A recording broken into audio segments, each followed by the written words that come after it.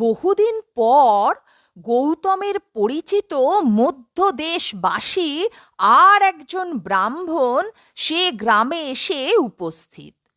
গ্রামে একঘর ব্রাহ্মণ রয়েছেন শুনে গৌতমের গৃহে এসে উঠলেন তিনি। গৌতম তখন বাড়ি ছিলেন না, শিকারে গিয়েছিলেন। কিছুক্ষণ পর নবাগত ব্রাহ্মণ দেখলেন গৌতম ফিরে আসছেন।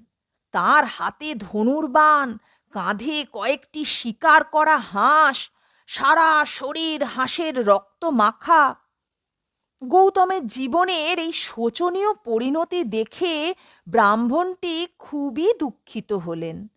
গৌতমকে বললেন, তুমি তোমার বংশ কলঙ্কমণ্ডিত করেছ। ব্রাহ্মণ হয়ে এত হীন জীবনযাপন করছো কেন?